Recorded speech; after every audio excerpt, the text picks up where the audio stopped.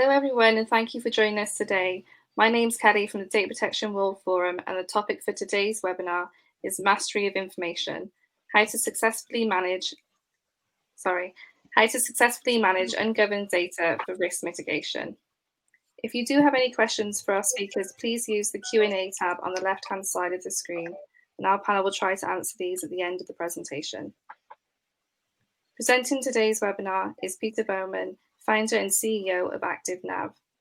And joining him today is Bennett Borden, who is Chief Data Scientist at Fairgrade Drinker, Biddle and Reith. I'd now like to hand over to Peter to begin with a short introduction. Thank you very much, Kelly, and good morning, good afternoon, good evening, wherever you may be in the world. I'm actually over in continental Europe at the moment, so it will be getting dark behind me during the course of this session.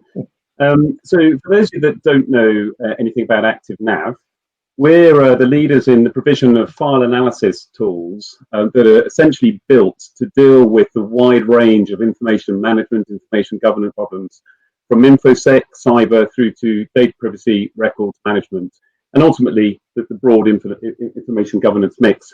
Why do we feel we're qualified to come on this session?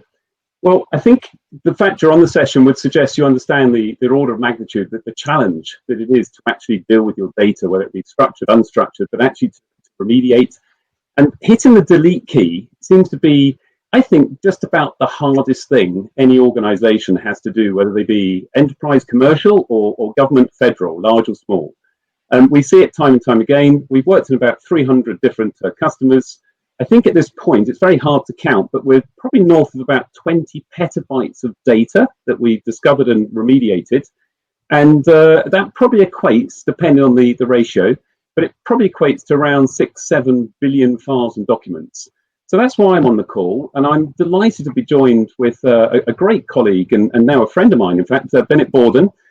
We met a few years ago when I was an early innovator in this space. Not many people, in fact, file analysis wasn't a thing back then. Gartner hadn't come up with the description, Forrester hadn't followed suit, and we were kind of innovators out there without a label. And some of the first guys I met in the States who really understood this market, and what was very helpful, they were complementary to us in that they really understood the legal and the policy requirements supporting the use cases that we had built technology for. There's a bit of a strawberries and cream, as we would say in the UK, coming together. And so I'm very, very happy to present Bennett Borden as well. Over to you, Bennett. Thanks so much, Peter. It's very kind of you. So my name is Bennett Borden. I am a partner at the law firm of Fairgrade Drinker.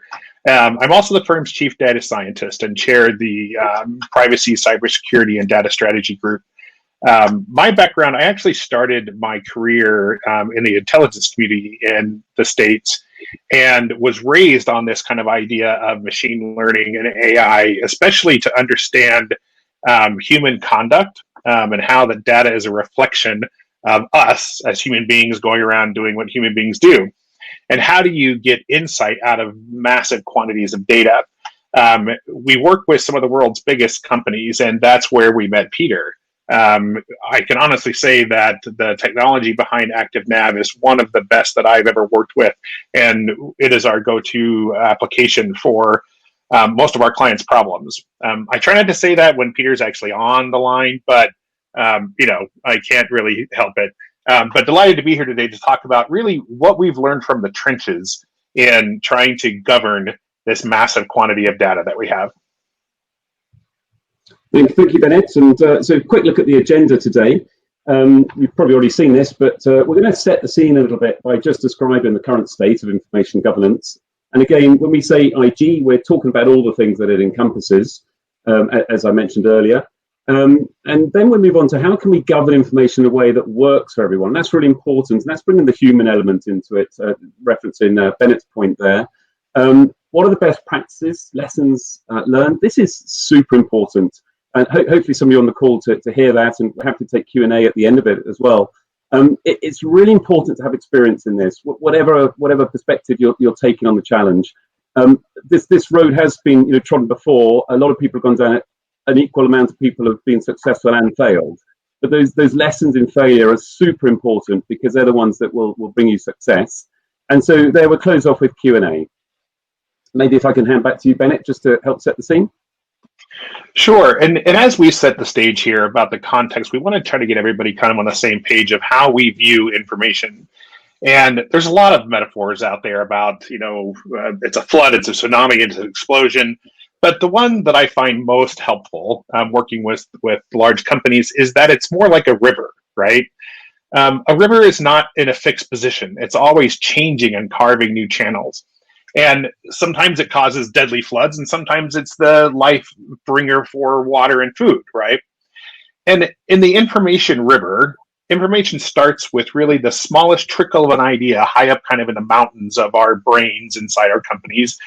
And as ideas flow across the organization, they gain momentum and scale. It grows from a stream to a river that we can't and really necessarily don't want to capture. We might temporarily dam it up so we can harness its power. We might even create data lakes or ponds. But the whole point of this is that we want to see information that is valuable to us and harness the power of that information river to generate power and to nourish and enrich our organizations. I think one of my least favorite metaphors is that there's a data explosion, right? Apparently this explosion has been going on for decades and decades. We did a search of all kind of publications over the last many decades, and we actually found in 1968 in this Journal of Accounting, the first reference to a data explosion. And you're thinking, what in 1968, what data explosion were they talking about? But it was about accounting as mainframes were coming online and things like this. But honestly, can we really describe what's happened to us over the last 50 or 60 years as an explosion, Peter? Well, it's a little bit scary, isn't it? I'm just thinking about 1968. I won't give the age, but I was below 10. What does that kind of bear for us in 40 years' time if we don't get control now? And so that data explosion or data implosion. And I like this next slide because if it is an explosion, to your point, it's the longest, slowest explosion that I think any of us have ever seen. And it enables the ability, just like on a great movie set with a handsome fella like Mr. Brosnan, to walk away very calmly and slowly. It's that kind of explosion. And I think that kind of plays itself very nicely to the problem we have, because it really is is it a long burn, this one, and it will come and get all of us at some point. And you need to be aware of that, but there might not always be a sense of urgency outside of a litigious or a breach type environment. And so if it's not an explosion, and it's not a flood, it's clearly not a tsunami, but it's probably a permanent change in the high water mark. And I was thinking about this earlier for the presentation. I was just thinking about what kind of good analogies have we got in today's world? Well, I don't want to be controversial and start talking about global warming from a political perspective. But on the basis that the world is warming, then probably one of the greatest challenges beyond the mega storms and fires, etc., that we're all experiencing is the rise in sea level. And I think this is a wonderful view, if you like, because we're all kind of aware of it. We've been informed of it for at least 20 years or so. We all recognize if we don't really get to grip with it now at a global and therefore local regional perspective, we're probably going to be in big trouble, certainly our children and our grandchildren. And we only need a few inches or a few centimeters increase in the global water level for our great cities that are largely based on water around the world to be uninhabitable. And what are we doing about it? And I do think it's a good comparison, Bennett, because it is how most organizations worry about their information. And it's only when you've got a huge storm that blows up the higher sea level that people wake up. It's only when you've got a cyber breach or a nasty litigation that the executive board wake up and start thinking about all that data. And so I love this graphic. And I'm never quite sure why we kind of don't use it more, to be honest with you, because it says it all. And it's actually provided by the GCOC, for those of you that want to go and reference it, have a look it up if you've not seen it before. And I won't try and explain all those lines, but it's a wonderful way of representing the value of data and information over time. And if we just look at a couple of lines in there, when we think of unstructured data particularly, we think of office documents. It's the stuff that we're all aware of. You know, you can even have that conversation with your family and friends if they wonder what on earth you do for a living. We all know what office documents look like. Look at that orange line. By the time you get to year one, it's lost about 80% of its value. How many organizations behave on the basis that it's lost 80% of its value? Even when you find it and tell them it's lost 80% of its value, it's still very hard to deal with. But this is a great representation. Whereas if you look at, for example, the purple or the green line, that's the product and the sales customer information. Well, that really has a good lifespan past 5 years. And then it starts to really fall away at the 7-year mark, which is interesting, as most retention schedules for kind of office normal documents is around 7 years. And so this graphic, I think, does it. And I just wonder again, how many people at the executive level are really aware of the different types of information and its lifespan? And Peter, if I could just go back to that last slide you were just on, because I want to comment on that. This is one of my favorite examples here. This is what I deal with as a lawyer all the time.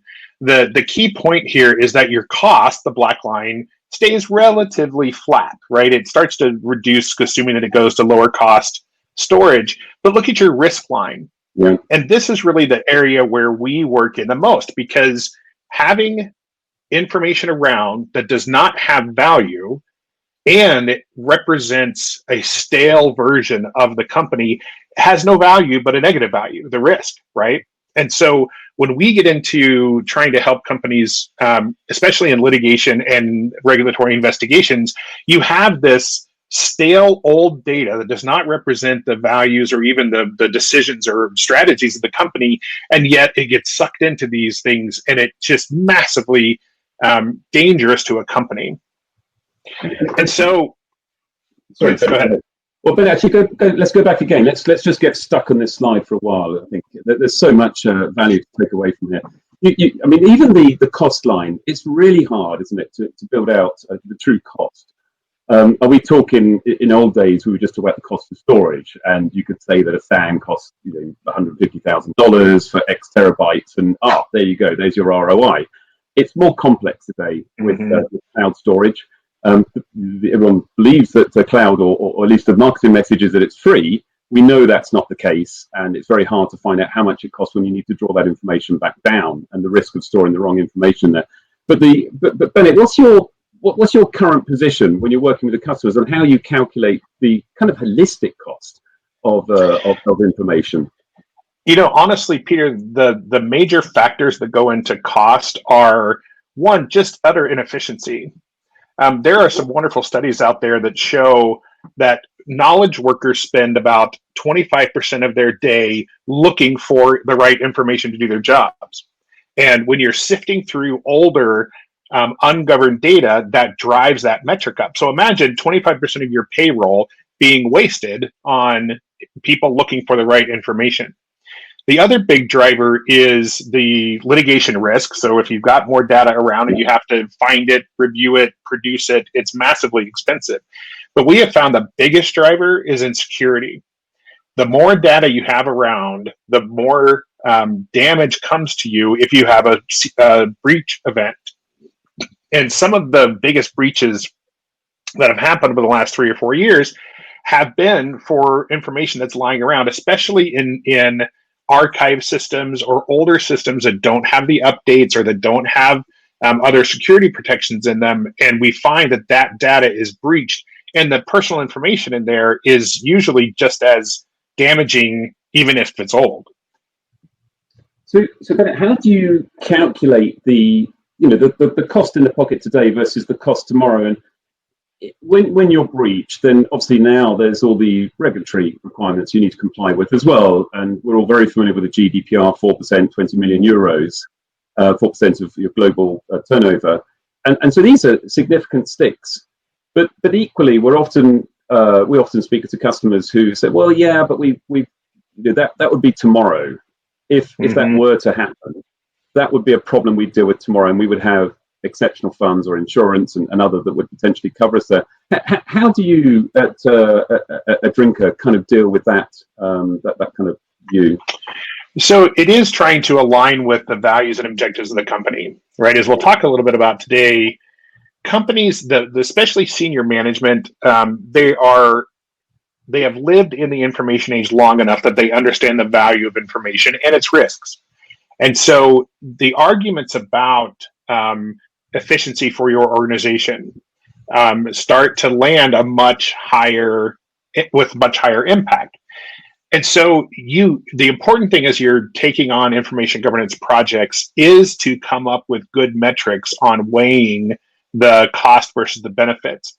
The nice thing about most IG projects is that they can be handled over a time horizon that the costs can be controlled to meet your objectives and your budgets and everything else. And so whether it's an efficiency, a litigation cost, a storage cost, or a security metric, or all of those, you can come up with really good quantifiable metrics and then arrange your projects over time so that the cost and benefits really balance out. Gotcha. So it is really taking a holistic view, isn't it? It's looking at your hard costs, your soft costs, and your potential costs in non-compliance or regulatory kind. Yes, especially because the regulatory landscape is changing quite significantly, especially in the United States, because there isn't a good federal regime for how we're using data. Like even the privacy laws are a hodgepodge of 50 different states. And so you've got differing requirements, often led by New York and California, of course. But there is this movement toward companies simply have to know where their data is and govern it properly. They have to protect the right stuff, and they have to be able to disclose how they're using it, which is much closer to GDPR. And so the risks and the costs of not doing this are just increasing with every regulatory movement. Yeah, just to close off, one of the things we find, and so obviously we go in and we look at the data, and we'll come to that a little bit later, and you expect to find certain things. People expect now to find sensitive data, PII and alike, and but they go, wow anymore. It's like, oh dear, we really have to deal with that. They expect to find stuff that's outside of retention, and they expect to find duplicate, redundant, rot data. One of the things we found, which is very interesting, working on 3 or 4 large breach customers, is we found the files which are stuffed full of passwords.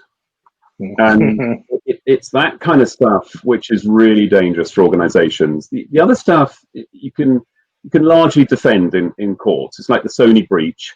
You could defend the fact that you have film scripts because it's your core business. You can't defend the fact that you had some directors and producers talking negatively about a famous actress. That's harder to do because it's not your core business. And so how do you measure the risk, or is it just back to the regulatory fines, but the risk of, for example, an organization having not efficiently locked down password files that had been moved around for good reasons, part of IT migration network, so I'll just put the file here and then they forget to delete it later. Is there a way that you can build a cost around that?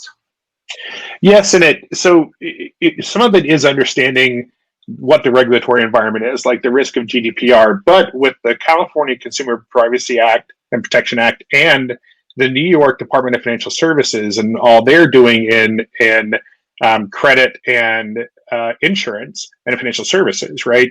The costs are quite high just in the regulatory fines that may come in, but also really the biggest risk is reputational. Yeah. What we have found is that companies that have a breach, whether they have a breach or if they are found to be regulatorily non-compliant, that has a huge impact on their bottom line. People just don't trust that they're doing the right thing. And if you can't get your information right, especially if you're an information-focused company, they don't think your customers don't think you can get anything right, right? And so it's very interesting that reputational harm used to be one of the biggest drivers and still is, but what we're seeing increasing with it is the regulatory investigations, being able to respond to those and the fines and difficulties that come with that. No, I've got you, and that reminds me actually. 25 years ago, I remember going on a training course by a chap called Tom Peters, very famous American sales training guy, and he gave this wonderful example. He said, if you get on an aeroplane and they're called the drop-down tables. You drop the table in front of you, it has a coffee stain on it. What do you think the state of the engine's in? And exactly. I think that's a very powerful image to remember when you're talking about your data. What will that data look like when it falls in the lap of the regulator or the hacker or the individual who's had their data breached? But anyway, we've been on this slide long enough. I think our audience probably want us to move on. Well, the nice thing is we've got solutions for this. So basically what we have come to understand, so being a chief data scientist, we analyzed a bunch of data and came up with this understanding of what is the current state of information governance. And this is what we came up with. Yeah, we're basically toast, right? So it's companies simply aren't able to answer basic questions about what data do I have, where does it live, and how long is it useful to me, and what do I do when it's no longer useful? And so this is the whole idea behind information governance. Well, what do we mean by information governance, right? So our definition of this is that this is the activities and technologies that organizations employ to maximize the value of information while minimizing associated risks and costs. Now, we use the word information governance quite purposefully and differentiate it between information management. So if you think historically, information management has been about how information flows through an enterprise, right? It's plumbing, meaning infrastructure, storage, access rights. It's how does information flow through a system? Information governance asks the question, why do we have that information in the first place? The problem is how the information age came upon us, right? So if you think about since the late 60s, early 70s, when we were on mainframes and batch processing and the little data cards, the information age and the technology around information developed over time. And yet our ability to govern that information or organize that information really didn't change.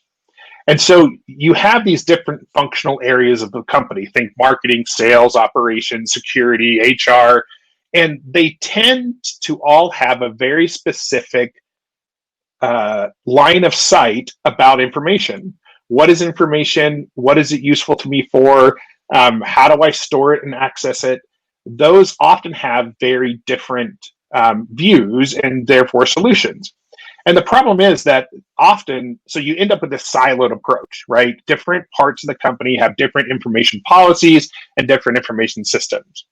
And sometimes those policies and lines of sight conflict. Like one of my favorite examples of this is the marketing department. So if you think about what do marketing people do, their whole mindset about information is that it is useful and that it should be disseminated widely. They're trying to get the message out, right?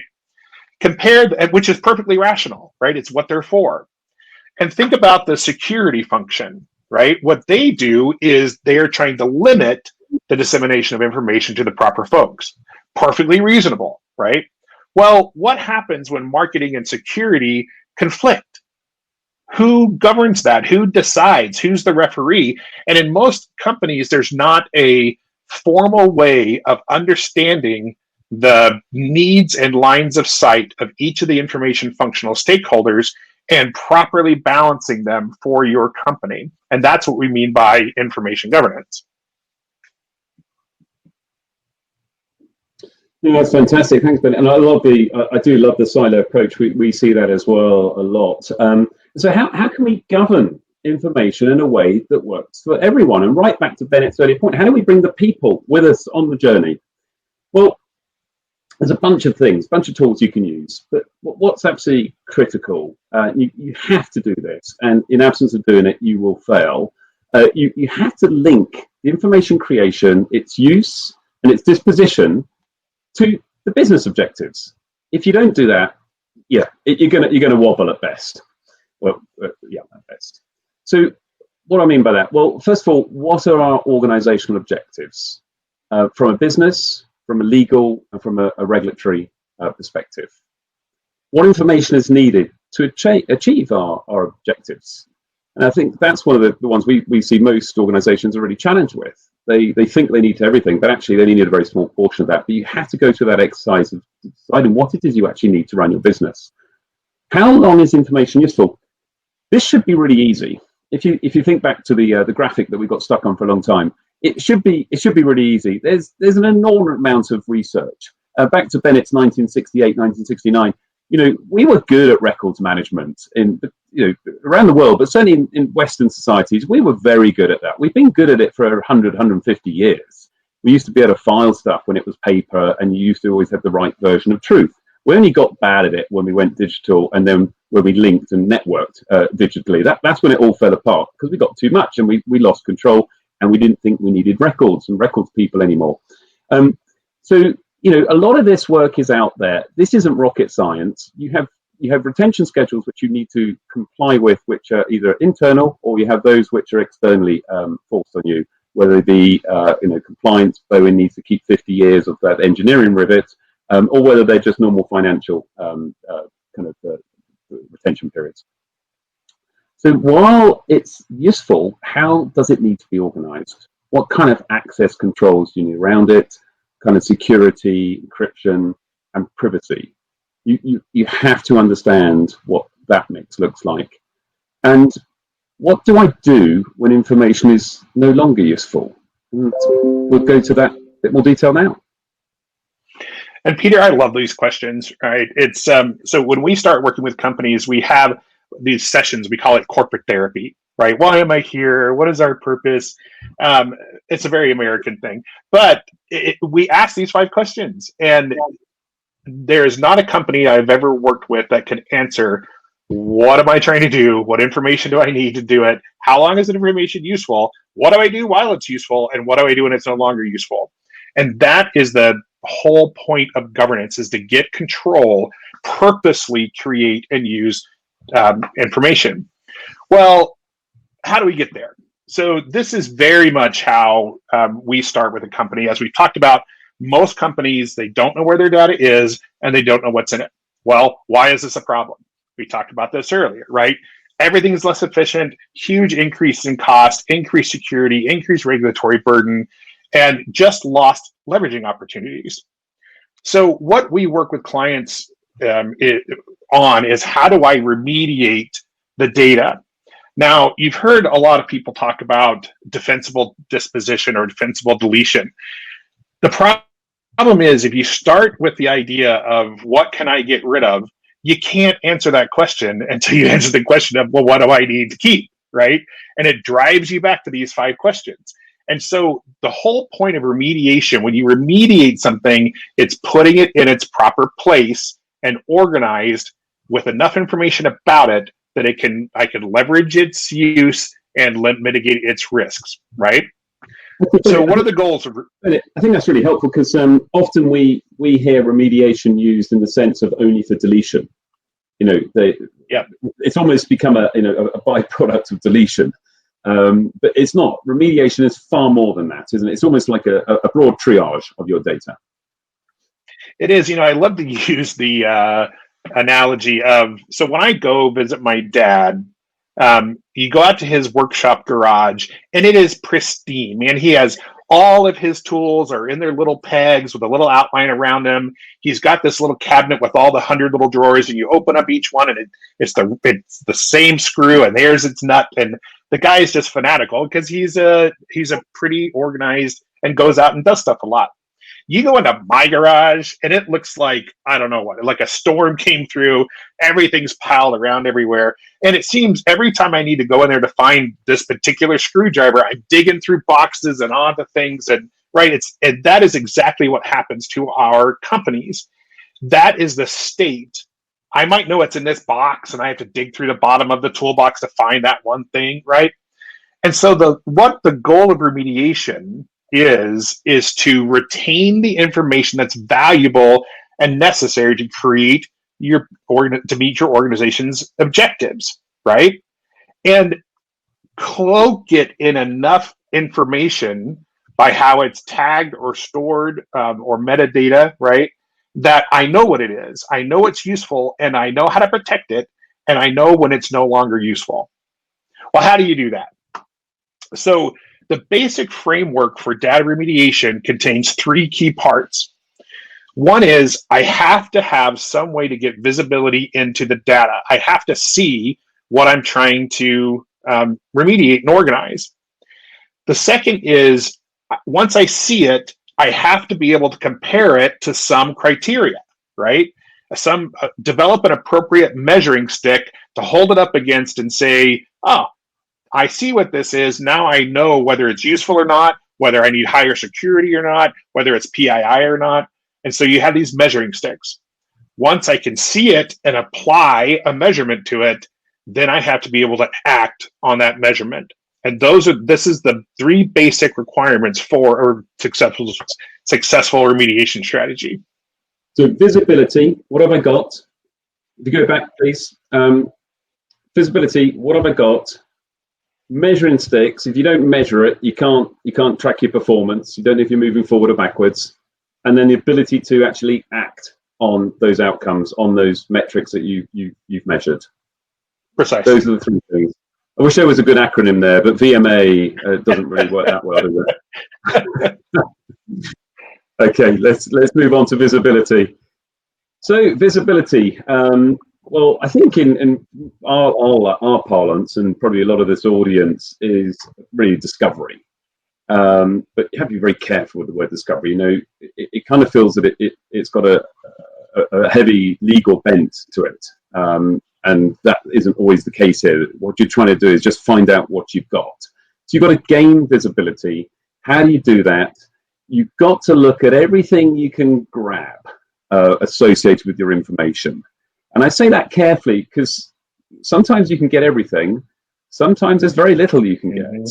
And that may depend on the container, the repository that it's stored in. It may have to do with the file type. It may be WordPerfect, and you may not have the ability to break into those files anymore, but you may know where they're stored under Bennett's box of 1978 data, or maybe 1988 data, for example.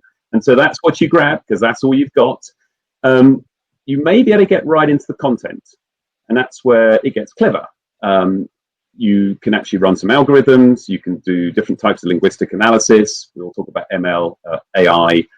Sometimes that may not be the right solution. We've seen that many times as well, because the data needs to be in the right shape before you can gain value from some of those tools as well.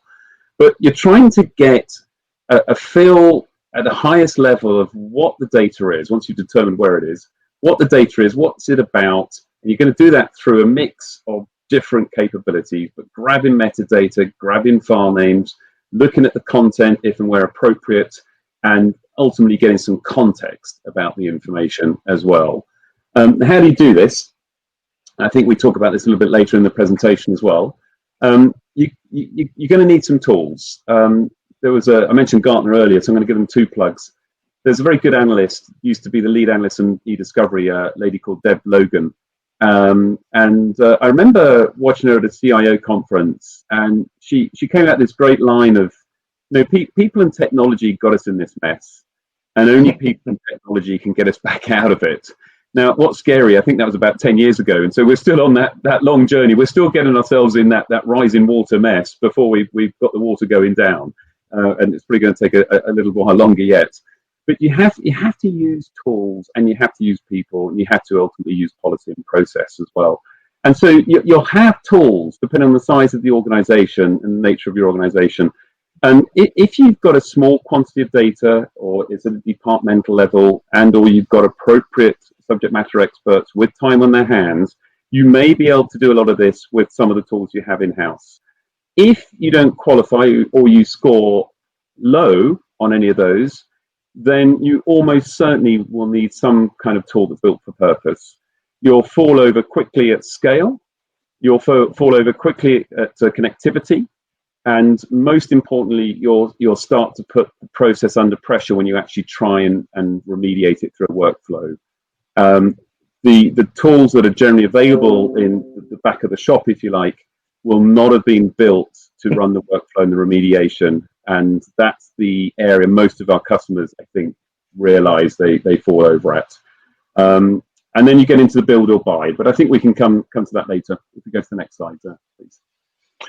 And that's such a good point, Peter, is that this whole idea of gaining visibility and is realizing that every piece of data is almost like a gem with a bunch of facets, right?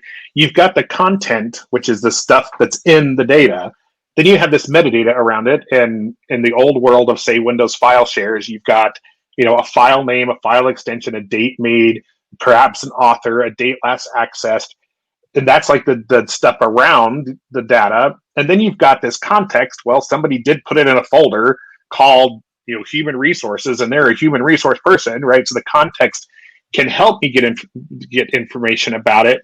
But our whole point is you've got to get enough data about the data in order to convert it and apply your measuring sticks to it. So what do we mean by this measuring stick? There are different ways of putting a classification on a piece of data, right? It's content. What is it? Is it an email? Is it an email about vacation schedules? Is it a PowerPoint? Is it a piece of data in a database? What is its content, right? But then there's things like security. Is it, which is closely aligned with confidentiality, right? Is it a super secret sauce for the Coca-Cola recipe, or is it marketing materials or a printout from the SEC, right? They have different security and confidentiality policies that we've developed in the company. Same with privacy, regulatory requirements, or perhaps litigation or legal hold.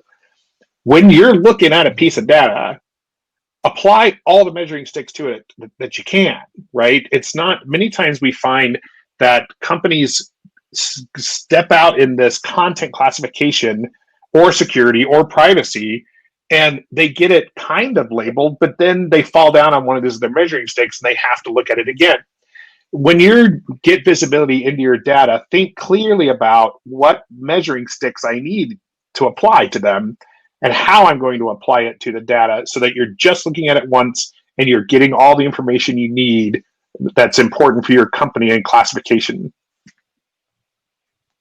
So then what do you do? Thanks, Bennett. And so I've talked a little bit to this slide earlier, but also you now need to act on the data. And so, what are you going to use to do that? There are a lot of tools out there. One of the challenges we as a vendor, to show my colours, we as a vendor face, but you as customers face, and I really don't envy your position. There are hundreds of companies out there say they can discover your data. The discovery, what used to be called search, is a relatively easy part of the process. You just need to be able to connect to the information. You can run crawlers over it, and then you can even open source some of these search capabilities. That's not the hard part. The hard part is making sure that, one, you've done that through the correct process and it's auditable. But actually, the really hard part is what do you do when you've got all that information, and how do you start to use those measuring sticks? How do you apply measuring sticks against that data? How do you build that into your workflow, and how do you layer your policies on top of that? And then how do you bring and engage your business? Because remember, very early on in the presentation, we talked about one of the hardest things in an organization is deleting data.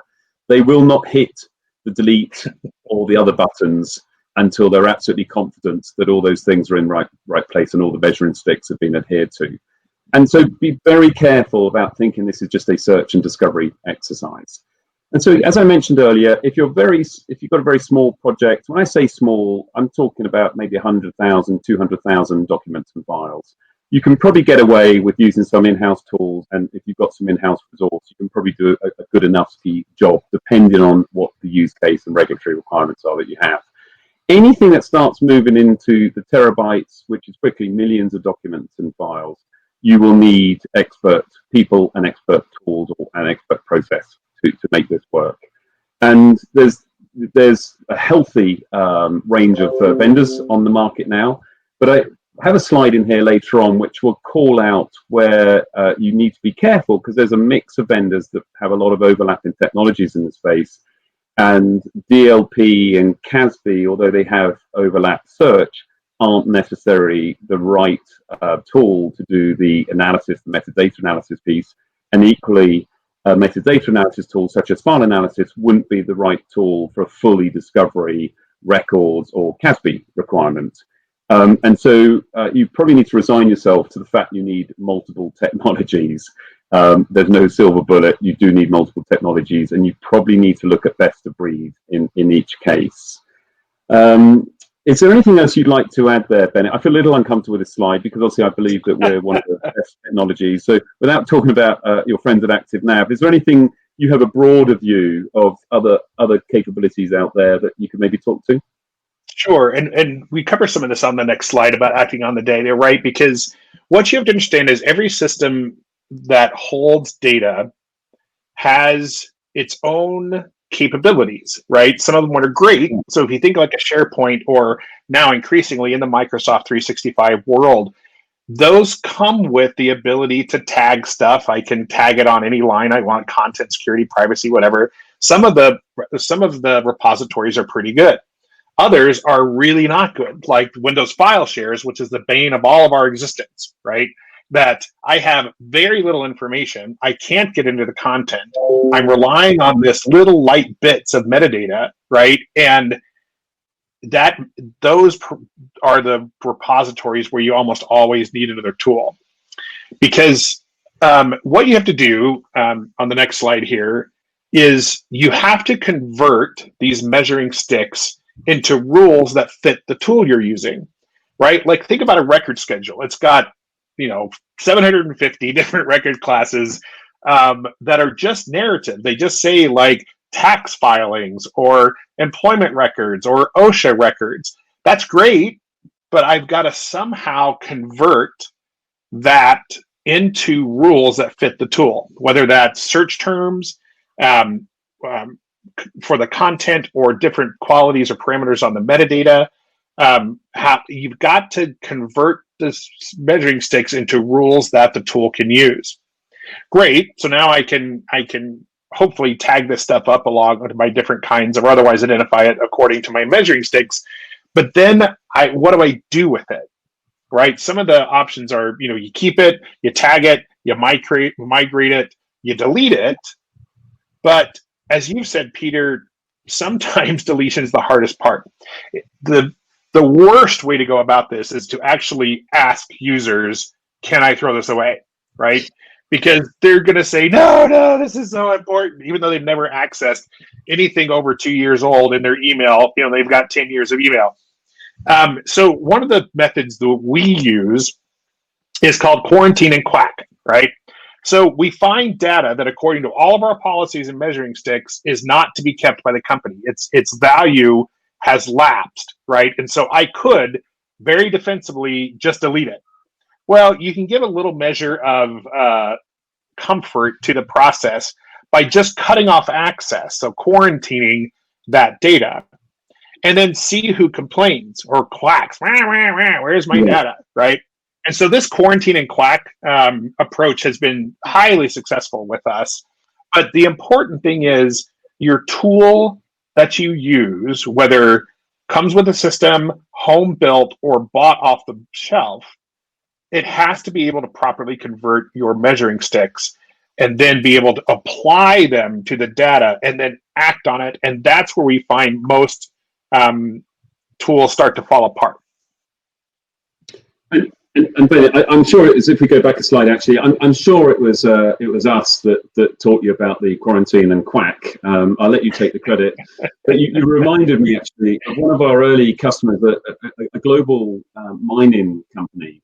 And one of the challenges we, the consultant and the vendor community have, is getting empirical evidence that you can share back to the market. We have tons of information, but the vast majority we're not allowed to share. Or it's very hard to ensure that it's empirical evidence that's been correctly tested out, because most customers don't want to spend the time and money going through that exercise. Every so often they do, and this particular mining company, it was literally about 15 terabytes, which equated to nearly 15 million files and documents, a 1-to-1 type ratio. they had uproar from some of their geologists about the thought that we might be deleting data. And so very early days, we put it in quarantine, or at least their IT department put it in quarantine. And they put a callback charge on it for anybody that said, hey, where's that file gone? I need it back. And it was something like $30, $35 or something that would be the chargeback for doing that. Over the course of 12 months, on 15 million files, they only had 2 callbacks. And in each case, they informed the end user that it would cost them $35 and it would take 48 hours or something to pull that data back. And in each case, the user said, oh, you're good, I don't really need it, or I've got a workaround. And those kind of empirical studies are few and far between, but you can do this. You can move that data. Think about, the life cycle of that data, how fast it falls off. The chance of somebody coming back is pretty slim. And as long as your rules are good, so your measuring sticks are good, and your way of identifying the data is good, then it's completely defensible. All regulatory requirements and legal requirements for litigation or investigations, there's so few that are strict liability, right? Meaning that if you lose it, you get in trouble. Almost every one of this based on this idea of reasonableness. What would a reasonable person do to comply with the regulation in your situation? And so having good rules, having good QC, and then having some good testing about see what you might have missed, that's really what almost in every regulatory scheme, that's what is required. So you can do it. But where do you start, right? Here's the big problem, right? So it's important to start on low-hanging fruit, bite-sized chunks of data that are low risk, that are in your control. Why? Because it takes some time to get this right. Regardless of the tool you use, you're going to have to play with the visibility and get that right. You're going to have to play with the measuring sticks and the conversion to rules and get that right. You're going to have to play with the tagging and the migrating and right. You're just going to need to get that technical process right. And so don't go showing the fact that you're tripping along to somebody that matters, who's a decision maker in this process. Start in your own backyard, data that is in your control in your department. Data that if you screw it up, it's low risk, like it's just junk. And don't do 400 million files, do 100,000 or 25,000, right? Start to get it right. And if you can do this in a way that is, you'll learn how to be efficient, right? So you can take it on the road. But also understand that point.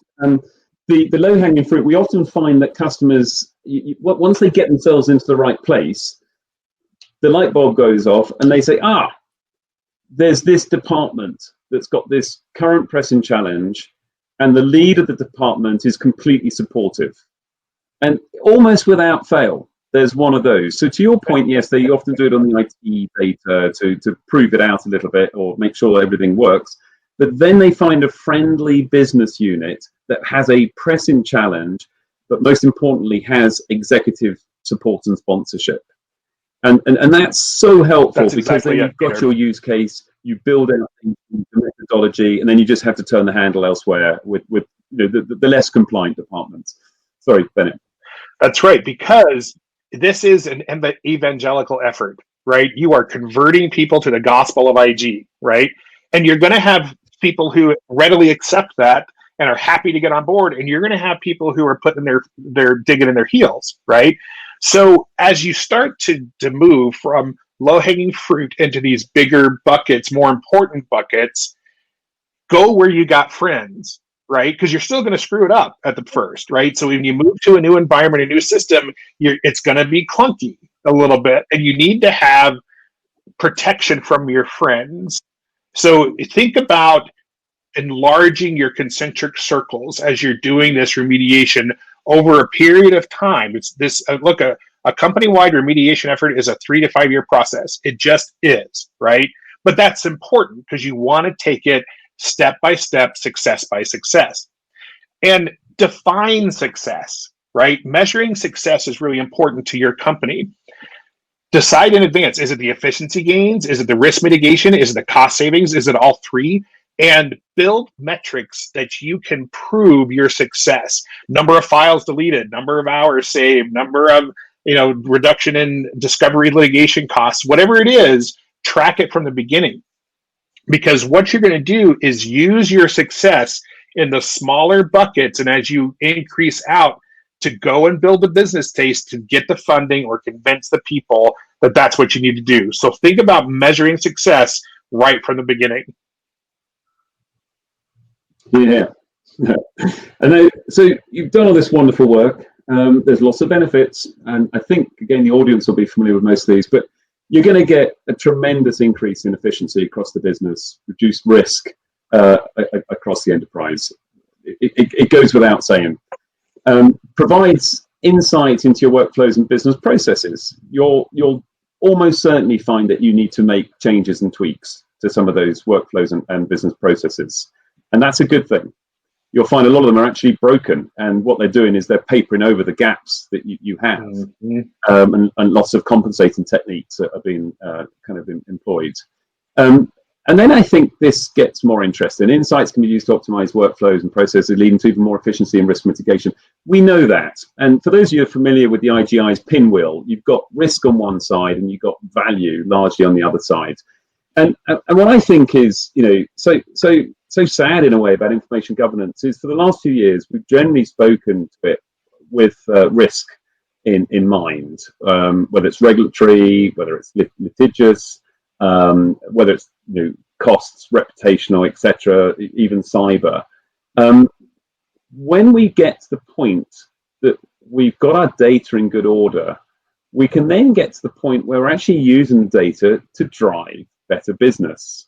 Mm-hmm. And the 300 odd customers that we've worked with over the last few years, I can count on one hand how many of them are at that position of maturity, and it's usually only within a business unit within their business, where they're actually doing this work to drive the P&L.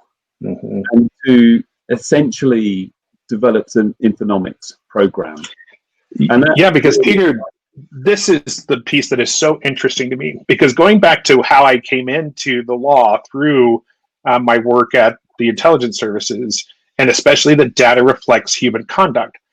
If you look at any piece of information in a piece of data, it was created by somebody or some system that was accomplishing a task, right? And so it is a beautiful reflection of a particular workflow trying to achieve something. If you start to see data in weird places, I promise you it's because it's been a workaround to a process. I remember working with you, Peter, we found a company and we did the kind of PII and credit card numbers and all that kind of risky data indexing. And we found all these listings in a Word document of the senior executives, all their credit card numbers, and we're like, why in the world would somebody put that? Well, we tracked it down and it turned out that it was the executive admin who, because of the travel system they used, didn't store this stuff. And she was constantly bothering the executives with what credit card do you want and what the information was. And so she just put it in a Word doc and threw it in her files, right? Well, it was open to everybody. And so once we had a reflection of her workflow, we were able to give her a better workflow that worked better for her and also better for the company. That is a tiny example of how all of these data streams reflect a business process. And once you understand that process, you can optimize it and watch the efficiencies gain and leveraging and data analytics. That's the real piece behind all of this. The risk mitigation is great, but what it can do to your company is much, much more important. It almost feels like we're in a cycle of, it's almost like a generation of sorting out the problems that we've created in the early digital period, the dinosaur period. We went digital, we networked, we got all this data. Oh, now we've got to sort it out and almost get us back to where we were 50 years ago, when Bennett's father learned how to organize his garage correctly and file things appropriately. And when we get there, we can actually start to leverage the data for better causes. And so that becomes a very powerful ROI. And I've already seen some of the questions coming through. That really addresses the classic, how do you get the steering committee? How do you get executive sponsorship? You reduce the risk. reduce the costs in doing so, and ultimately you get the data, you turn the data, and I hate to use it, but into fuel that can drive what the executive team really care about. They don't want to spend their lives talking about reputational risk. They want to spend their lives. And don't try to, exactly, and don't try to do it all at once, and realize who your audience is, right? This is what's so important as we talk about these conclusions here. I know we have only a few minutes left, but some people are going to be driven by a risk mitigation story, and some people's executives are going to be driven by a data strategy story. Tweak your story and your metrics to fit your audience. Whose permission do you need, and whose money do you need, right? Don't try to do this all at once. Trying to go and say, we've got 3 petabytes of data and I need a license for 3 petabytes and it's going to cost $48 million. You ain't going to get a yes on that, right? And so if you think about doing even proofs of concept, start with low risk, low hanging, in your wheelhouse, prove it up, get good at it, and then go to one other person who either you've got to convert and get money from, or he or she is your access into the person that you've got to convert and get money from. And then build your ROI model. Go to them with this beautiful PowerPoint deck saying, here's all the ways we success, and it only cost us this. Won't it? And extrapolate that. So when I go into the next set of data, here's even more success and money we're going to save and risk we're going to reduce, right? So it's very strategic. Understand that this is possible, right? We have done it. Peter and I have worked together on dozens of different projects. He's done many more than by himself. We've done many more by ourselves. But companies that have a coordinated approach to the creation, use, and disposition of data are simply better companies. And you start to see them pull ahead of their competition. Yeah, thank you, Bennett. And so we're conscious of time. We'll go fast. The next slide, you can grab. It's a Gartner slide. It basically gives you the kind of the architecture of the different technologies that play in the space. As I mentioned earlier, CASB, DLP, IIM, file analysis. Be very careful because you do need them all to different levels, depending on your organization. They all have overlapping capability. But if you're doing real data discovery, metadata management, you're probably going to need a built-for-purpose file analysis tool. And the next slide, which I won't hang on long, is why we're so wonderful. And to Bennett's point, we don't charge anyone 48 million for a license. But and then let's just try and answer a couple of questions, Bennett. So Marissa, looks like we've got a few here. Fantastic. So conscious of time and conscious that you'd already answered a couple of these, we'll start with this one. Do you see organizations placing more or less of an emphasis on information governance in 2021, given the impacts of COVID? Yes. Yeah, I do think so. So we're already seeing, because everybody's been grounded, we're all working from home, right? The IT infrastructure, access, security, all of that is front and center. I think that's going to continue for at least till mid 2021. And so it's who has access to what, where is it, how do I protect it? All of those drivers are going to be huge, as well as what's going on with GDPR, but especially New York, California. Yeah, I agree. In fact, we've even built some COVID rules, which have been very popular with government, because it helps them determine what information they've got out there, and it's helped them improve their information flow, which I guess they'll use for other kind of health and I don't want to say pandemic matters. Hopefully we don't have another one for a lifetime or so. But it's been interesting to see the take up on the COVID rules, which we handed out free to government. And Melissa, let me just touch on one.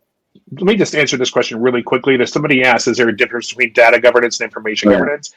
Yes, right. So data governance we would consider to be a subset of IG.